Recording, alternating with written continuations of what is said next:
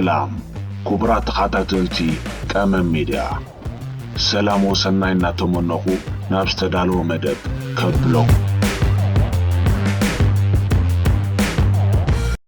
ኤርትራ ተኣጊዳ ድያ ዘላ መደብ ጎብለል ሓሙሽተ ዝበዝሓ ብውልቃ ሃገራት እገዳ ዝተጻዕና ሃገራት ቀዳመይቲ ሩስያ ብ1872 ዓይነታት እገዳ ካልአይቲ ኢራን ብ4953 ዓይነታት እገዳ ሳልሰይቲ ሶርያ ብ2811 ዓይነታት እገዳ ራብዐይቲ ሰሜን ኮርያ ብ2171 ዓይነታት እገዳ ሓምሸይቲ ቤላሩስ ብ1454 ዓይነታት እገዳ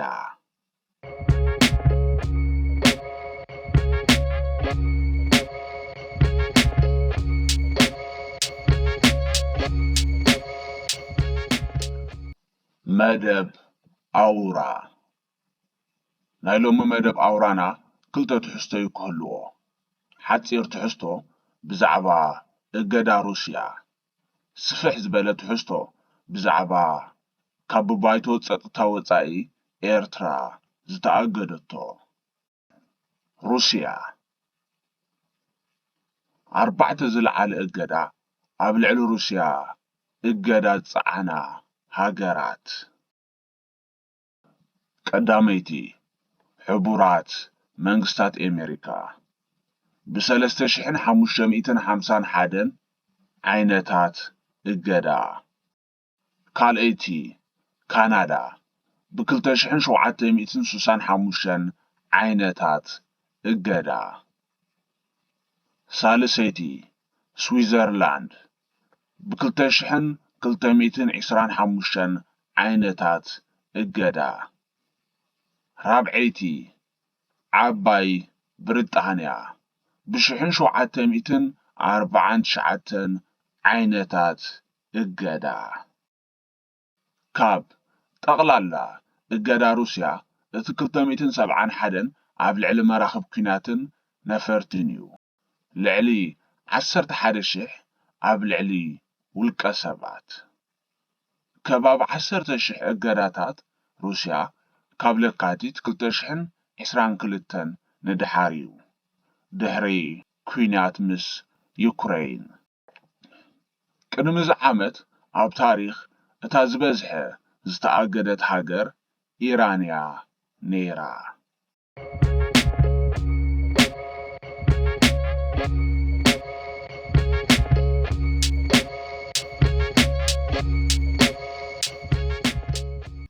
እገዳ ኤርትራ ብሕቡራት መንግስታት አሜሪካ ኣብ 2021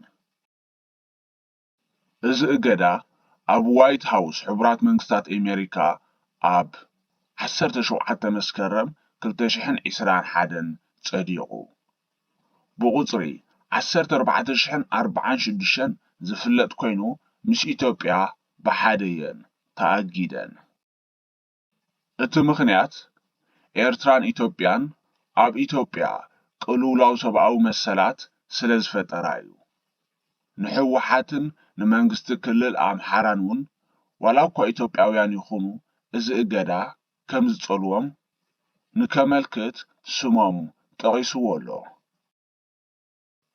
ጠለብ ሕቡራት መንግስታት አሜሪካ ተኽሲ ኣብ ሰሜን ኢትዮጵያ ደው ንኽብል እዩ ወተሃደራት ኤርትራ ካብቲ ቦታ ንኽወጹን ሰብኣዊ መሰላት ንክወሓስን እዩ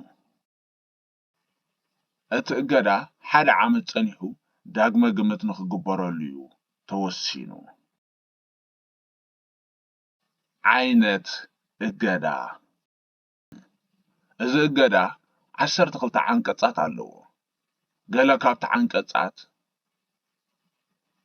عنቀጽ ክልተ ሓጹር ዓብዪ ኤይ እቲ ዝተኣገደ ኣካል ኣብ ሕቡራት መንግስታት ኣሜሪካ ዝኾነ ሕሳብ ወይ ንብረት ምስ ዝህልዎ ይድስክል ወይ ይዕጾ። عنቀጽ ክልተ ነጥቢ ንእሽተይ ኤ ነጥቢ ሓደ ሓጹር ዓብዪ ቢ ኣብ ሕቡራት መንግስታት ኣሜሪካ ዝቕመጥ ሰብ ምስኡ ዝኾነ ውዕል ናይ ንግዲ ልውውጥ ከይገብር። عنቀጽ ክልተ ነጥቢ ንእሽተይ ቢ ቅድሚ ዝምጽላቑ ዝነበረ ውዕላት ኣይጽሎም። عنቀጽ ክልተ ንእሽተይ ኤ ነጥቢ ሓደ ሓጹር ዓብዪ ሲን ዓብዪ ዲን ትካላት ፋይናንስ ሕቡራት መንግስታት ኣሜሪካ ነቲ ሰብ ዝኾነ ቀረብ ከይገብራ። ክልተ ንእሽተይ ኤ ነጥቢ ክልተ ሓጹር ዓብዪ ኤ ዓብዪ ቢ ካብ ኣሜሪካ ወጻኢ ዝቕመጡ ዝተኣገዱ ዝደለይዎ ፍቓድ ሰነዳት ኮነ ቪዛ ምኽልካል። እቶም ዝእገዱ ውልቀ ሰባት ይኹኑ ትካላት ኤርትራ ብዝርዝር ተጠቒሶም ኣለዉ። እዚኣቶም እቶም እምነ ኩርናዕ ፖለቲካዊ ውድብ ህግደፍ ዝኾኑ ፖለቲከኛታት ምዃኖም እዩ እቲ ጸብጻብ ዝሕብር። ቁጽሪ ሓደ ሚኒስትሪ ምክልኻል ካብ ማዕርጉ ወጻኢ ስሙ ኣይተጠቕሰን ኣሎ። እንተኾነ ካብቲ ግዜ ክሳብ ሕጂ ሚኒስትሪ ምክልኻል ኤርትራ ፊሊጶስ ወልደ ዮሃንስ ዘሎ። ቁጽሪ ክልተ ኣብርሃ ካሳ ነማርያም ሓላፊ ጸጥታ ኤርትራ። ቁጽሪ ሰለስተ ትካል ሕድሪ ካብ 1994 ብህግደፍ ዝመሓደር ናይ ንግዲ ትካል እዩ። ቁጽሪ ኣርባዕተ ሓጎስ ገብረ ህይወት ወልደ ኪዳን ሚኒስትሪ ቁጠባ ኤርትራ ኣካያዲ ስራሕ ናይ ቀይሕ ባሕሪ ንግዳዊ ኮርፖሬሽን። እዚ ኮርፖሬሽን ንረብሓታት ህግደፍ ብቁጠባ ኮነ ንዋታውን ቴክኖሎጅን ንከመሓድር እዩ ተነዲፉ። ኣብዚ ግዜ ትካል ቀይሕ ባሕሪ ከም ዋንነት ሓጎስ ገብረ ህይወት ንምምሳል ከም ዝተነድፈሉ ኣብቲ መግለጺ ተጠቒሱሎ። ተወሳኺ ኣብርሃ ካሳ ብ22 መጋቢት 2021 ብሕብረት ኤውሮጳ ኣብ ልዕሊ ህዝቢ ኤርትራ ብዘውረዶ ጥሕሰት ሰብኣዊ መሰላት ተኣጊዱ እዩ። እቲ ዝተኣገዶ ኣብ ሕብረት ኤውሮጳ ዘሎ ንብረቱ ክድስክል እገዳ ጉዕዞ ናብ ሕብረት ኤውሮጳ ውልቀ ሰባት ይኹኑ ካልኦት ኣብ ሕብረት ኤውሮጳ ዝርከቡ ንኣብርሃ ካሳ ብቐጥታ ኮነ ብተዘዋዋሪ ገንዘብ ከየዳልውሉ ተኣጊዱ።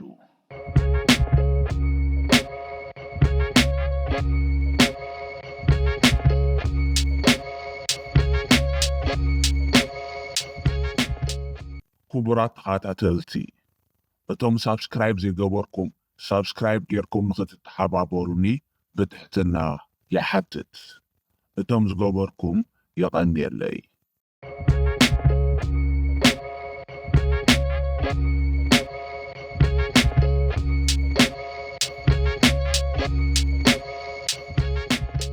ጎኒ ጎኒ ናይ ሕቡራት መንግስታት ኣሜሪካ እገዳ ኤርትራ ካብ ኣገልግሎት ስዊፍት ምጥቃም እውን ተኣጊዳ እያ።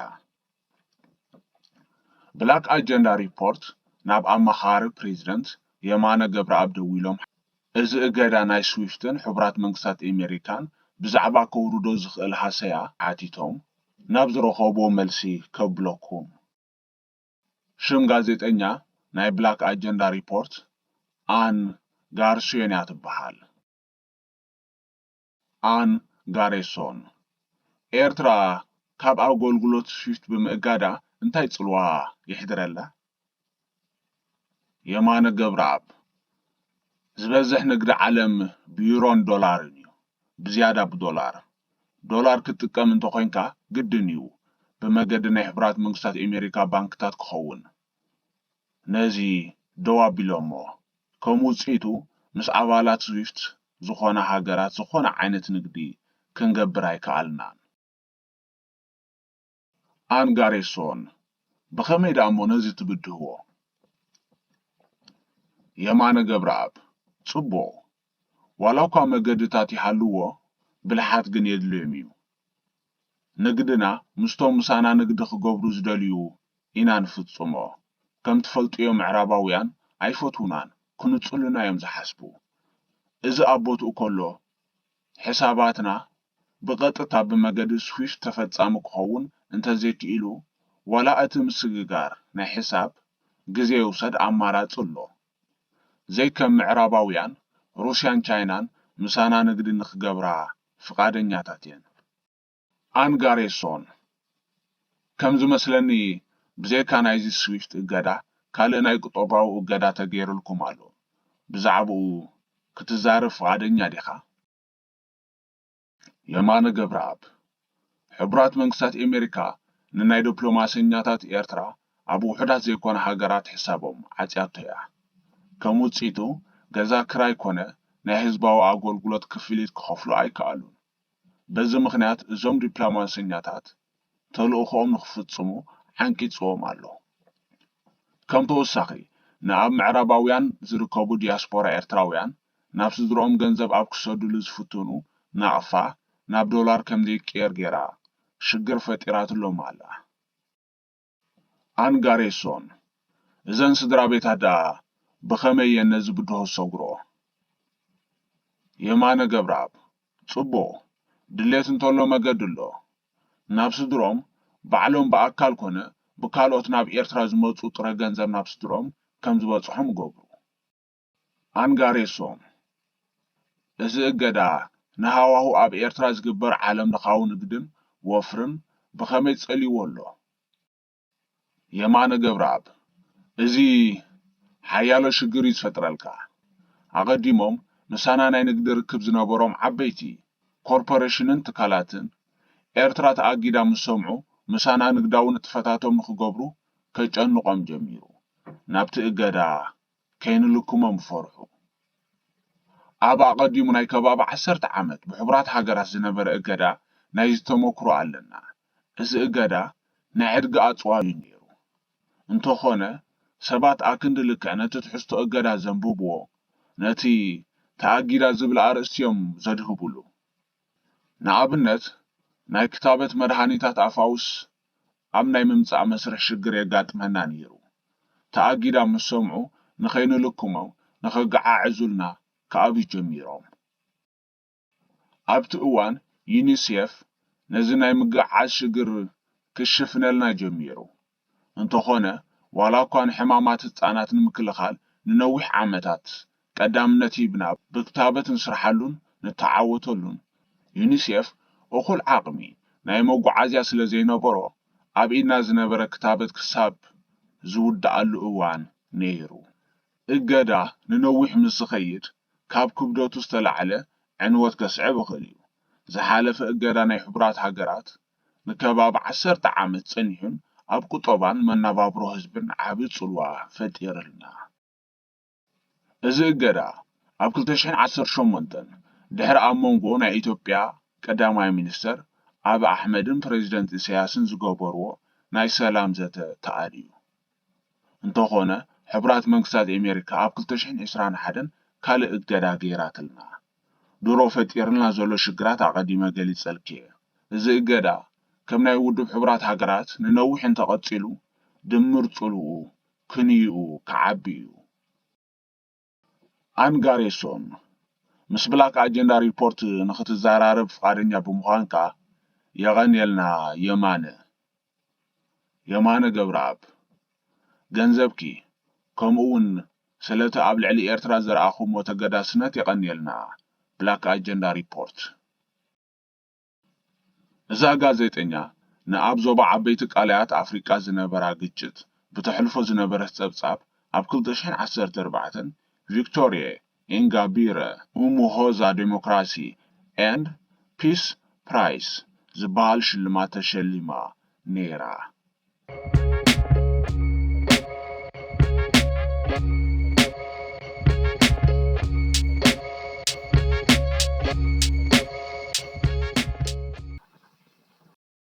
ሰላም ክቡራት ተኸታተልቲ ቀመም ሚድያ ናይ ሎሚ ጻንሖትና ኣብዚ ተዛዚሙሎ ክሳብ ኣብ ዝመጽእ መደብና ንራኸብ ሰላም ወሰናይ እናተመነኹ ፋኖኩም ሓውኩም ኣብርሃለይ ሓጎስ